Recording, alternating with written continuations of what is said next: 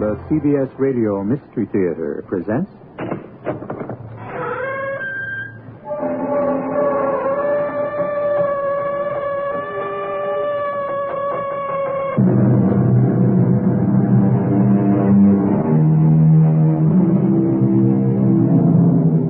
Come in.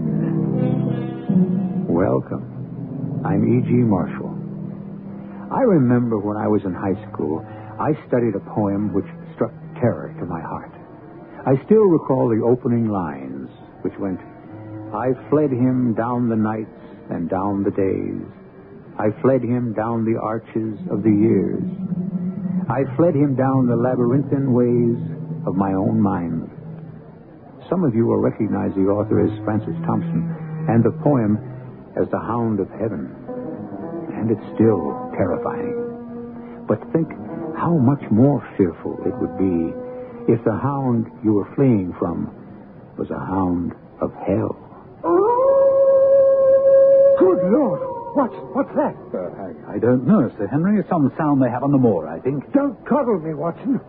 When the people of the moor hear that cry, what do they say it is? They say it's the cry of the Hound of the Baskervilles, seeking its prey.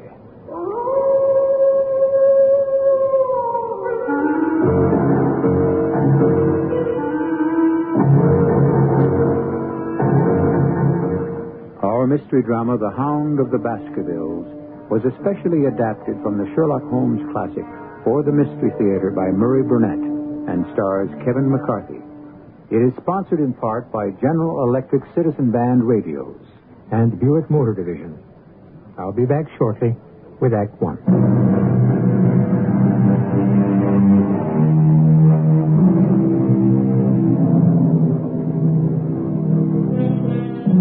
The mantle of immortality is elusive and unpredictable. Two fictional characters, created at the turn of the century by Arthur Conan Doyle, have become undying legends. So strong is the public belief in their existence that the City of London recently granted the owner of the premises at 221B Baker Street the right to change the number of that address permanently, in order to avoid the hordes of tourists flocking to see the actual living quarters of Sherlock Holmes and his colleague, Dr. Watson. Our story today starts in those very rooms in the year 1902. My training as a medical man made me an early riser. Sherlock Holmes wasn't.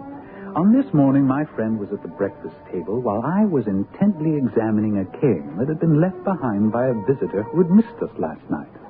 Well, Watson, what do you make of it? You've been looking at the cane for some time. Since we've been so unfortunate as to miss the owner and have no notion of his errand, this accidental souvenir carries some importance. Let me hear you construct the man by an examination of it. Well, very well, Holmes. Really, it's child's play to read that the man's name is James Mortimer, that he's a physician. But I would go further and say he's an elderly country practitioner who does a great deal of his visiting on foot because the end of this stick is very heavily worn down. Excellent, Watson. Now, the stick was given to him by the Friends of the CCH, which I take to be the Something Hunt, a local group to whom he's possibly given some assistance. Now, has anything escaped me? Now, here, let me have a look at it, Watson. Well, I trust there's nothing of importance I've overlooked. No, Watson. This man is certainly a country practitioner who walks a great deal. Then I was right. To that extent. But since we know that the man is a doctor, is it likely that presentation to him would come from a hospital rather than a hunt? And when we see the initials CCH, does not Charing Cross Hospital leap to the mind? Can we not also infer that such a presentation would be made at the time he left? Perhaps to practice in the country. And since the date is on the stick, and it's only 5 years ago, it's highly unlikely that an elderly, well-established physician would go into country practice. So, we now have a young fellow, amiable, unambitious, and possessor of a favorite dog, which I should say is was larger than a terrier and smaller than a mastiff. Come, Holmes. Well, the dog is too much. No, not at all. If you'll observe these tooth marks in the middle of the stick, where the dog has been accustomed to carry it. The dog's jaw is too broad for a terrier and not quite broad enough for a mastiff. It may well be... It is. A curly-haired spaniel. My dear Holmes, how can you possibly be so sure For of the that? very simple reason that I see the dog itself on our doorstep. And there is the ring of its owner, and we shall soon discover why he has come to see us. The appearance of our visitor was a surprise to me because although Holmes had correctly deduced his age, his back was already bowed, and he walked with a forward thrust of his head. As he entered, his eyes fell upon the stick in Holmes's hand, and he ran to it with an exclamation of joy. Ah, I'm so very glad. I wouldn't want to lose that stick for the world. Presentation, I see. Yes, indeed. From Charing Cross Hospital? From some friends there on the occasion of my marriage. Ah, dear, that's bad. I beg your pardon. Why was that bad? Well, only that you've disarranged our little deductions. We had surmised that you left the hospital. Oh, and so I did. Immediately upon my marriage. Ah. It was necessary to make a home for my wife. Well, we weren't so far wrong after all. Now, Dr. Mortimer, I think it wise if you'll tell me what the exact nature of the problem is in which you ask my assistance. And then, to my astonishment, the physician took a worn and ancient manuscript from his pocket and read to us a most horrifying tale concerning the Manor of Baskerville, located in Devonshire, and the origin of a curse on the Baskerville line. The manuscript told of the abduction of a young girl on Michaelmas Eve and locking her up in Baskerville Hall. The girl, being both courageous and ingenious, dared to escape from an upper floor by clambering down the ivy and then setting off across the moors towards her home. Upon discovering that the maiden had indeed escaped, Hugo Baskerville became as one possessed, and he cried aloud before his companions that very night he would render his body and soul to the powers of evil if he might overtake the girl with the hounds he would set upon her. Excuse the interruption, Doctor, but you're certain of the authenticity of this document? Oh, absolutely, Mr. Holmes. It's in the form of a letter from the third Hugo Baskerville to his sons, explaining why they should fear going out on the moors at night. I see. I presume that manuscript gives a reason. No, it most certainly does. The Hound of the Baskervilles. If you let me continue.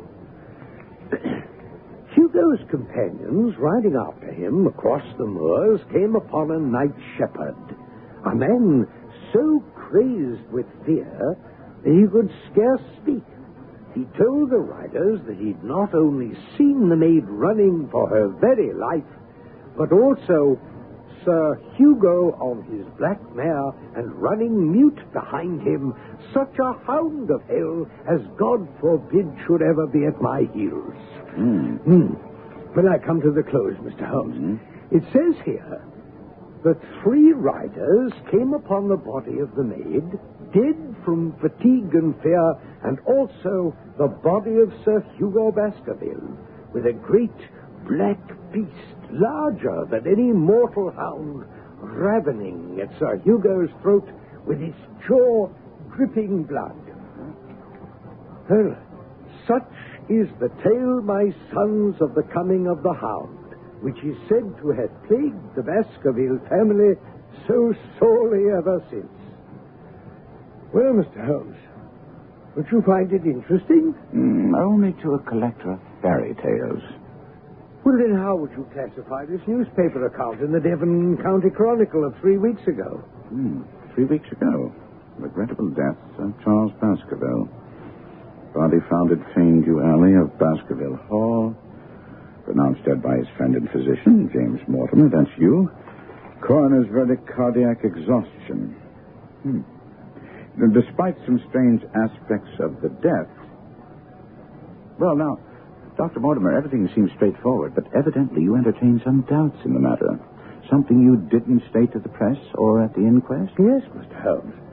When I first saw the body, Sir Charles lay upon his face, his arms out, fingers dug deep into the ground, and his features convulsed into such a grimace of terror that I, his best friend and physician, hardly recognized him. Dear me. No physical injuries? None.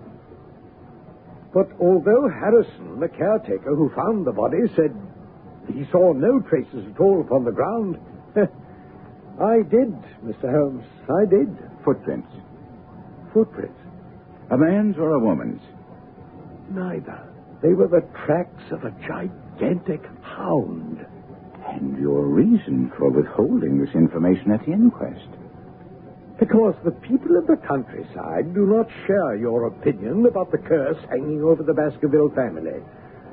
Sir Charles himself believed in it, and I certainly had no wish to add fuel to the flames. Besides... Yes? Well, there's a realm in which the most acute and most experienced of detectives is helpless. You mean the supernatural? Well, I confine my investigations to this world, and I cannot understand why you are now consulting me.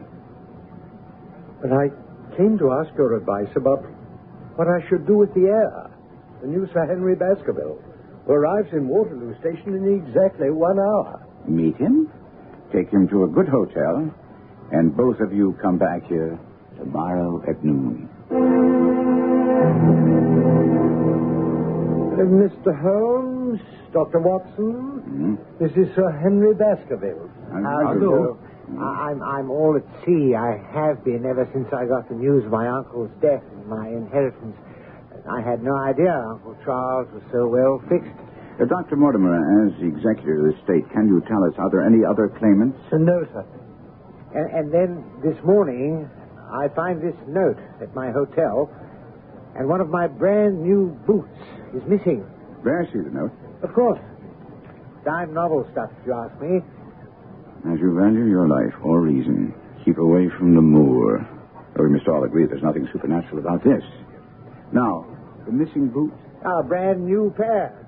I bought them just yesterday. Left them outside my hotel door to be polished, and one of them's gone this morning. I can only tell you that there's no devil in hell and no man upon earth who can prevent me from going to the home of my own people. And so it was arranged that on Saturday I was to accompany Sir Henry and take up residence with him at Baskerville Hall, because Holmes was insistent that someone be with Sir Henry at all times. When Holmes and I called to pick up Sir Henry at his hotel Saturday, we found the young baronet in a rage. I won't be played for a sucker in this hotel. You still haven't located your boots, Sir Henry? But this is a different one. What? I got the other one back, and now I'm missing an old black one. I'm beginning to think this hotel is nothing but a den of thieves. I think it's very odd and damnably dangerous. Mr. Holmes, if you know something, you should inform us so that we may... Dr. Mortimer, I know only that you were concerned about the safety of Sir Henry, and quite rightly so. I also know that someone knew that you were in this hotel and saw fit to warn you to keep away from Baskerville Hall and the moor. And we all know that there were extremely suspicious circumstances surrounding the death of Sir Charles Baskerville. I therefore suggest that anything out of the ordinary, such as the curious incidents with the boots, must be taken very seriously. Well, surely you must be joking about the boots, Holmes. I failed to... My dear Watson, did you bring your revolver as I asked? Well, of course. Good. Carry it at all times. Well, I confess, your instructions are making me nervous. They should have precisely the opposite effect. Now, Dr. Mortimer, as executor of Sir Charles' will, you know the exact amount of the estate. Is it considerable? Well, I should say that a sum in excess of £740,000 is indeed considerable. Dear me. Dear me. That is a stake for which a man might well play a desperate game. In the event something happens to Sir Henry, who stands to inherit? You mean a distant cousin named James Desmond. And if you have any suspicions in that direction, let me inform you, he's a clergyman in his 70s. Thank you. Now, Watson, I want complete and daily reports from you. When the crisis arises, as it surely will, I will direct you how to act. Now, gentlemen, goodbye and Godspeed.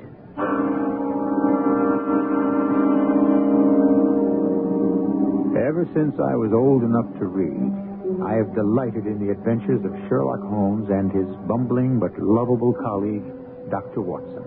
The game is afoot, and we'll be back shortly with Act Two.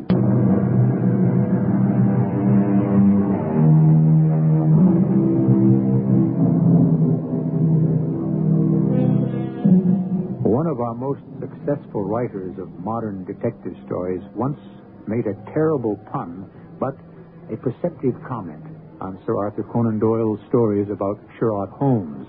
It went this way: "Be they ever so humble, there's no police like Holmes." I agree wholeheartedly. And now we have the pleasure of rejoining Dr. Watson, Sir Henry Baskerville, and Dr. James Mortimer in the wagonette, carrying them and their luggage across the moors on the way to Baskerville Hall. Hello, look at that, Sir Henry and Watson. I believe it's a mounted soldier with a rifle. Pull up, driver! Pull up! Not to worry, sir. He's on the watch for a convict escaped from Princeton. The farmers here don't like it. He's a man that will stop at nothing. It's Selden, the Notting Hill murderer. I gave an involuntary shudder. It was a case Holmes had taken an interest in because of the ferocity of the man, Selden, who escaped the death penalty only because his atrocious conduct had led to doubts about his sanity. As I shivered, the wagon swept onto a long driveway where stood a huge building with mullioned windows. Standing in front of the large, heavy door was an angular woman with deep-set eyes which blazed with fanatic fire. Welcome to Baskerville Hall, Sir Henry. I'm Mrs. Harrison, the caretaker's wife. My husband will be here shortly. He joins with me in wishing you a long, happy life and in begging you to avoid the moor, particularly in those hours of darkness when the powers of evil are exalted. The very next morning, I set out to explore the moor by daylight. As I walked along a gray and lonely road, wishing that Holmes were here to help me, my thoughts were interrupted by a man calling my name. Dr. Watson! Dr. Watson! Yes, sir? I'm Stapleton. I just live down the moor at Merripit House. Most of the folks around here call me an eccentric because of my hobby. I'm a naturalist. I can see that from your net in the box. But how do you know me? Oh, no mystery about that. You passed Dr. Mortimer's house a short way back. He pointed you out to me as you passed. As our road lay the same way, I thought I'd overtake you and introduce myself. How is Sir Henry? None the worse for his journey, I trust? Well, he's very well, thank you. Not afraid of living down here after the sad death of Sir Charles? That is of some concern to you, sir. Well, it means a great deal to the countryside to have a wealthy man such as Sir Henry with us. Well, I'm glad to hear he has no superstitious fears of the fiend dog, which is supposed to haunt the family. I don't believe he has. How do you stand on the matter? I'm a scientist. But it's extraordinary how credulous the farmers are. Any number of them are ready to swear they've seen such a creature on the moor. And you haven't? Of course not. Although I have no doubt the story led to Sir Charles's tragic end. Indeed. Why do you think that? Well, Sir Charles had a vivid imagination and a diseased heart. His nerves were so on edge that the appearance of any dog at all at night near the yew alley might well have triggered a fatal heart attack. You agree? Well, I've come to no conclusions. Quite so. Well, if you care to come along with me to Merripit House, I'll introduce you to my sister. Well, that's very kind of you. Tell me what you think of the moor. Well, this morning's my first venture on it. But that large plain to the north looks like a fine place for a gallop on a horse. That thought has already cost several lives, Dr. Watson. What? That seems hard to believe. You see those bright green spots scattered thickly over it? Yes. Yes, they seem more fertile than the rest. Well, you might say that.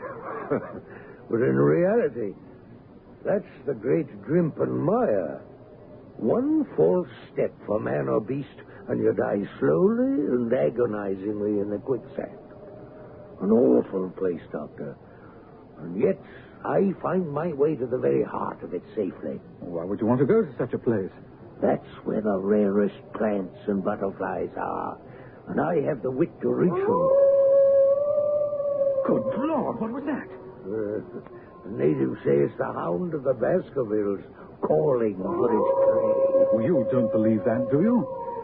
Perhaps it's the mud settling in the bog. Excuse me, but unless I'm mistaken, there's a purple hair streak. Very rare. I'll join you at Merripit House. You called me, see? Stapleton was off with amazing speed and agility. To my dismay, the creature fluttered straight for the great mire.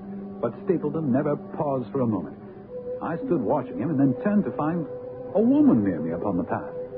Slim, elegant, with a sensitive mouth and dark, eager eyes. Go back. Go straight back to London. Instantly. Instantly. What?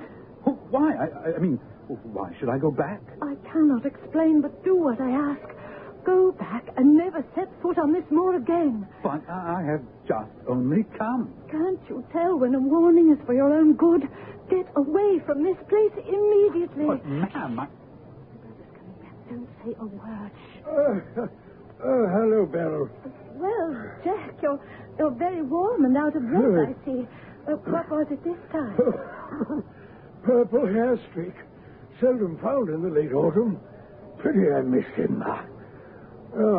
You've introduced yourselves, I see. Yes, sir. I was telling Sir Henry that it was rather late for him to see the true beauties of the moor.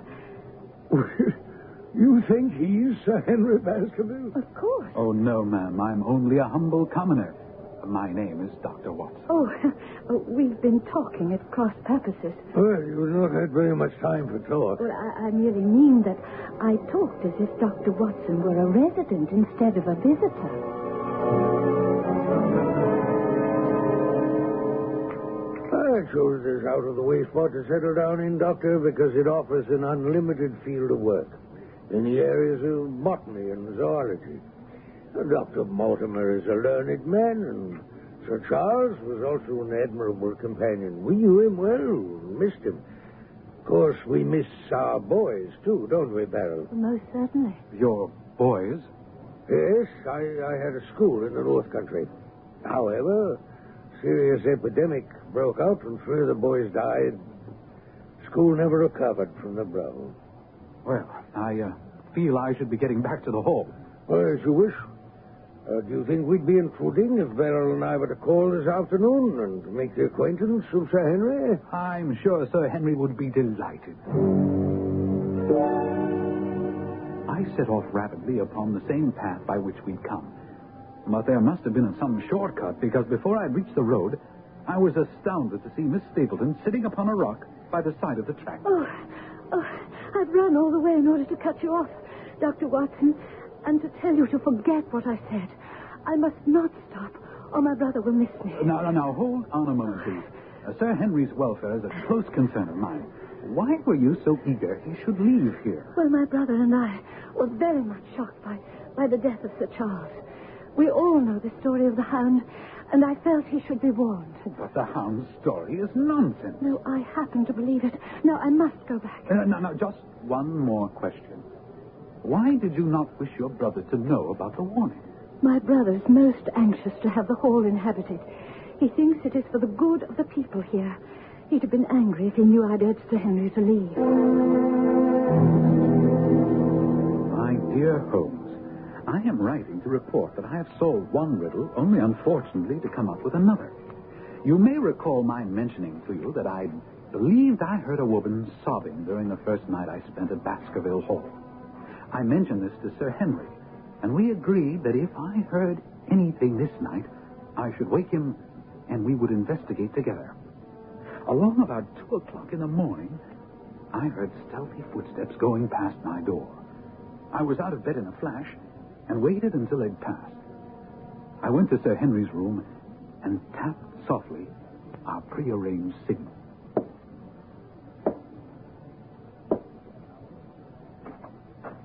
Yes? You heard something, Watson? Footsteps. No sobbing? No. The footsteps passed my door and went down the corridor. I see that it turns left. Where does it end? At a window overlooking the moors. And the steps went in that direction. Oh, softly now. What?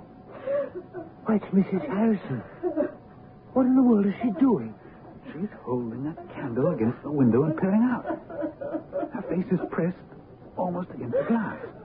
And crying bitterly. Come on, Watson. We'll get to the bottom of this. All right, Mrs. Harrison. Tell us what you're doing up here. Oh, Sir Henry, I was just going round to see that the windows were fastened. On the second floor? Oh, yes, sir. Yes, sir. I check all the windows at night. And that makes you cry. Well, I was doing no harm, sir. I was just holding a candle to the window. She must have been signaling Oh, someone. no, sir. There. There it is, Sir Henry. An answering signal from the moor. No, sir. It's nothing. It's nothing at all, sir. Move that candle across the window, Watson. That's it. There. Mrs. Harrison. You see, the other light moves also. Now, speak up. What is the meaning of all this? Oh, please believe me, Sir Henry. It has nothing to do with you. It's a personal matter. So you say. I know your family has been employed by mine for more than 50 years, but I'm not in Baskerville Hall a week before I find you deep in some dark plot against me. Oh, no, sir, not against you, not you. You see, sir, my unhappy brother is starving on the moor. I cannot let him perish on my very doorstep. This light is a signal that food is ready for him, and his light is to show me and my husband the spot to which to bring it. Good Lord. Then your brother is... Yes, the escaped convict, Selden, the evil Notting Hill murderer. He is my brother. We took the weeping unfortunate woman to her husband and left her. Sir Henry insisted on accompanying me on the moor to assist me in capturing this dangerous criminal. I had my revolver and Sir Henry a hunting crop.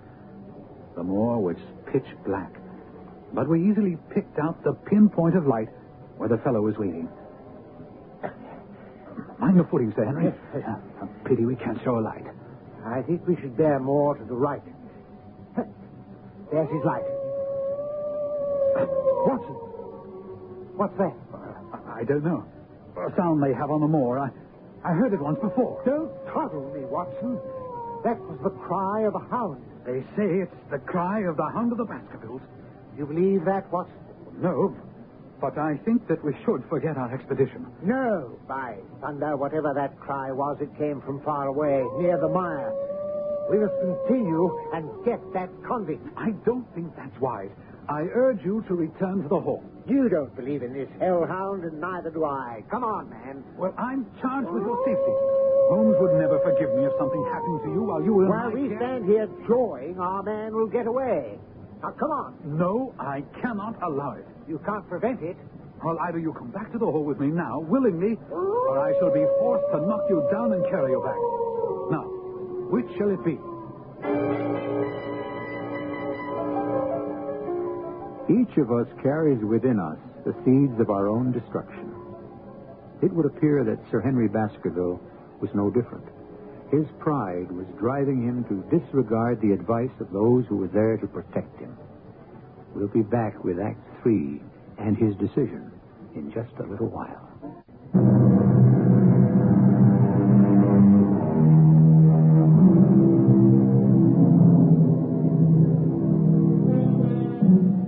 People have varying thresholds of fear.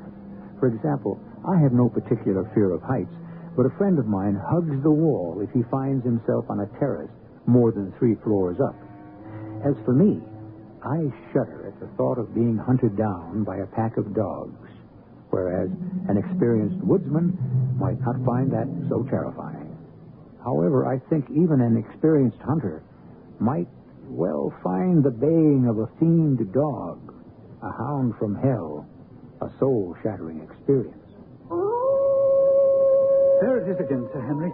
I don't know what it is, but you're walking back to the safety of the hall with me, or I shall knock you down and carry you. And allow this murderous convict to escape. And that, my dear Holmes, you must acknowledge, solves one mystery. The other, I frankly don't understand. It seems Sir Henry is much taken with Beryl Stapleton, who is indeed handsome. She talks of nothing but his leaving Baskerville Hall, and he suspects her brother, Stapleton, of being subject to fits of insanity. I repeat to you what he told me of yesterday's conversation. Please, Sir Henry, why won't you listen to one who means you well and leave this place? I will, if you come with me. We can be married anywhere you say, Oh, and... heaven save us both. I have no defense against your stupidity. This kind of behavior must come to a stop, sir. How dare you offer attentions to a lady which are obviously distasteful to her? Now, hold on a second, Stapleton. I'm not ashamed of how I feel about your sister. I was hoping she might honor me by becoming my wife. And if you can find anything dishonorable in that, then you can go to the devil. Well, my sentiments exactly, sir. Come, Beryl. We're going home. You can imagine that Stapleton's conduct left both Sir Henry and I completely bewildered. And another thing. I'm sure there is another man on the moor. I swear I caught a glimpse of him when Sir Henry and I were out there searching for Selden, the convict. I asked you, Sir Henry, not to report what I told you to the police. The man is a public danger. My husband and I have made arrangements for him to go to South America. If you don't inform the police, he can lie safely on the moor until the ship sails. That is, if he can stay out of the way of the other man who hides on the moor. What other man? Whom are you talking about? Gently, Watson. I only know what my brother told me. There's another man in hiding out there. My brother says he seems to be playing some game of his own. Did he say where he saw this man? Around the old stone huts where the old folk used to live. About my brother, Sir Henry, are you going to inform the police? What do you say, Watson? Well, if he were safely out of the country, it would relieve the taxpayers of a burden. Oh, Lord bless you, sir. Oh, thank you, sir. I swear he'll go and you will never hear from him again. And Holmes, no sooner had we gotten done with Mrs. Harrison than Stapleton was upon us with an explanation of his strange behavior of the other day. I would ask you to let bygones be bygones and understand my sister is everything in my life. We've always been together. Yes, but surely you must have thought that someday a beautiful woman like Beryl would naturally... Marry? Leave me alone? Oh, of course. But when I was faced with the reality, it came as such a shock that I really wasn't responsible for what I said or did. I understand completely. That relieves me greatly because, in that case, I'm going to ask a favor of you. Yes? Give me some time to become accustomed to the situation. Well, how do you mean? I will withdraw all opposition if you give me 3 months before claiming her love. After that time, I shall have prepared myself for losing her. But if she's willing, she can become your wife. I myself was determined to discover the identity of the other man hiding on the moor. And early that evening, I went to examine the abandoned stone huts where Mrs. Harrison said her brother believed the man to be lurking. I approached one of the huts, closed my hand over the butt of my revolver, and entered quickly. The place was empty, but there were distinct evidences that it was being used. As I looked around the remains of a meal, I heard a stone click. Then a figure loomed in the doorway. It's a lovely evening, my dear Watson. I really think you'll be more comfortable outside than in. Holmes! I was never happy to see anyone in my life. Oh, more astonished, eh?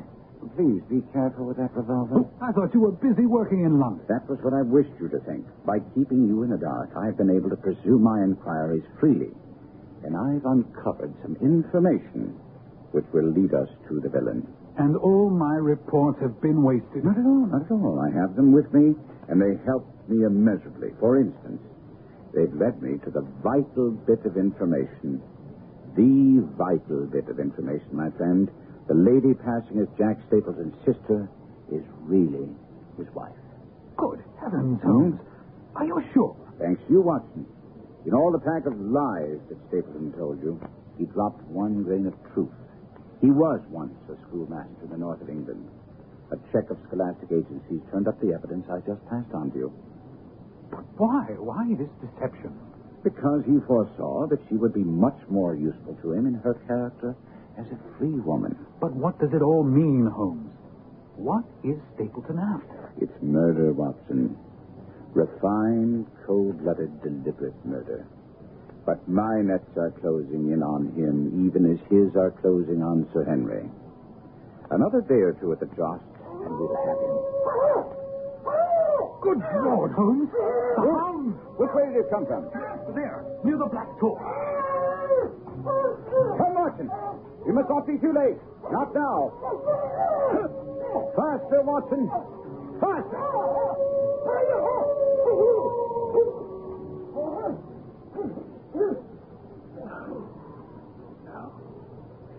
He's beaten us, Watson. We're too late. Fool that I was to hold my hand. And you, Watson, see what comes of abandoning your charge. Come on. Up there. Up there against the slope. Come on. Wait. It's Sir Henry. I recognize the tweed jacket. No. No, Watson, no. Oh, the man has a beard. It's not Sir Henry. It's Selden. It's Selden the convict, wearing Sir Henry's clothes, no doubt furnished him by his sister. Dr. Watson. If you're the last man I should have expected to see on the moor at this time of night. What's this? Somebody hurt? Don't tell me it's Sir Henry. It's Selden, the escaped convict who appears to have fallen and broken his neck. What brings you onto the moor at this hour, sir? I heard a cry. You heard it too, I expect. Yes. You hear anything else beside a cry? No. Well, that's very comforting coming from Mr. Sherlock Holmes. Well, you seem to be very quick at identification, Mr. Stapleton. Well, you also, Mr. Holmes. Now that you're on the scene, perhaps you've made some discoveries. No, only that this tragedy will make an unpleasant memory for me to take back to London tomorrow night. You return tomorrow? That's my intention. Does that mean you already have a solution to the strange events which have been troubling all of us here on the moor? No. Any investigator needs facts, not legends or rumors. No, on the whole, this has not been a satisfactory case.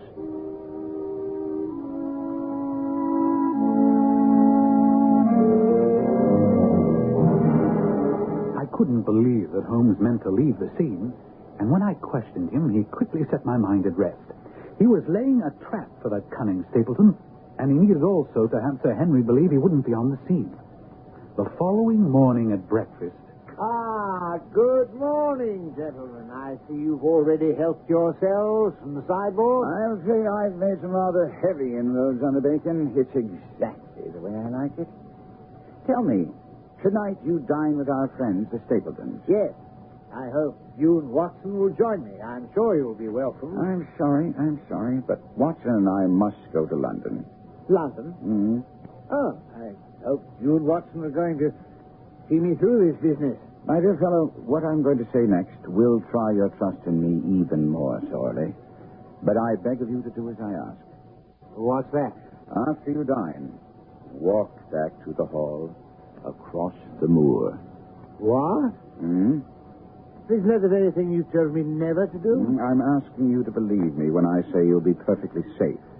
But it's essential that you do it. Of course, Holmes and I would be hiding along his path to Baskerville Hall, but we did not tell him that. Careful, Watson. Oh, look over to Grimpen Mire. Isn't that fog hanging over there? It is indeed, Holmes. Damnation. And it's moving toward us. Our success and even Sir Henry's life hang on his coming out before the fog is over the path. Oh, thank heaven. He's coming now, whistling in the dark. And I can't say I blame him. Help! Get after him, Watson. Get your revolver. Good Lord, Holmes! What is it? A creature from hell! Watson, shoot!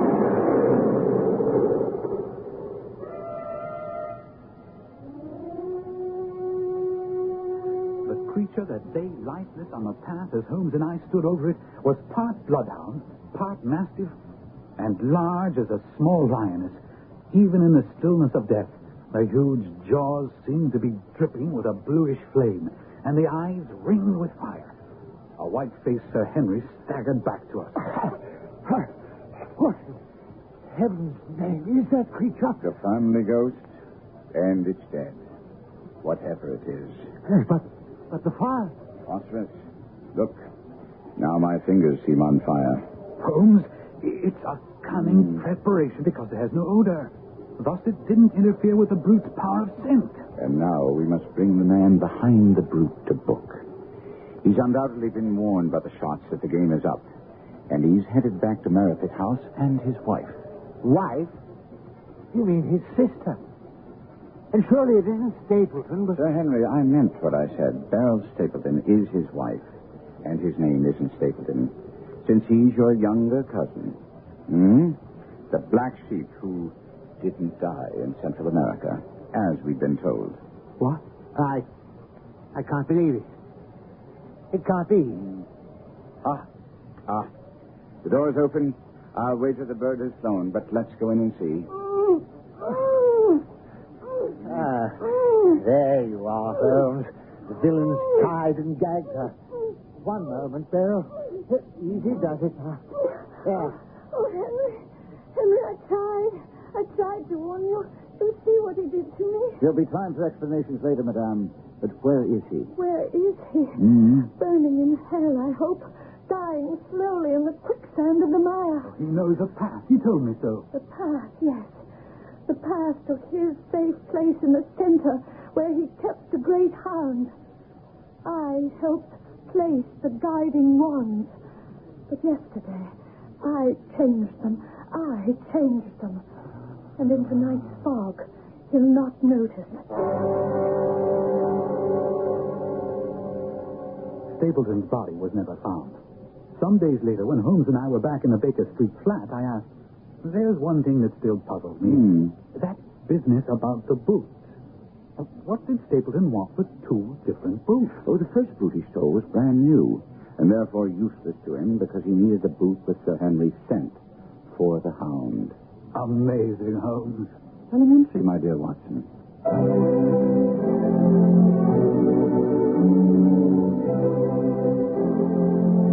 What is even more amazing is the fact that Sir Arthur Conan Doyle, the man who created the greatest detective of all time, a man whose cool, incisive reasoning served as a model for hundreds of lesser detectives, was himself a dupe of the spiritualists.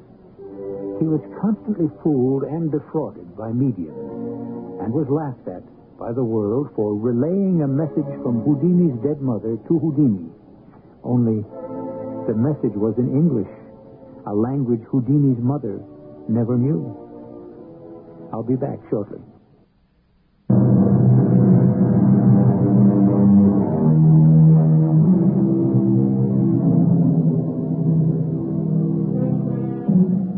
The record shows that Doyle, tired of writing Sherlock Holmes stories, and attempted to kill off his popular detective by having him thrown over the Reichenbach Falls. Popular demand, however, forced a reluctant Doyle to bring Holmes back. Our cast included Kevin McCarthy, Lloyd Battista, Carol Teitel, Robert Dryden, and Court Benson. The entire production was under the direction of Hyman Brown. This is E.G. Marshall inviting you to return to our Mystery Theater for another adventure in the macabre. Until next time, pleasant dreams.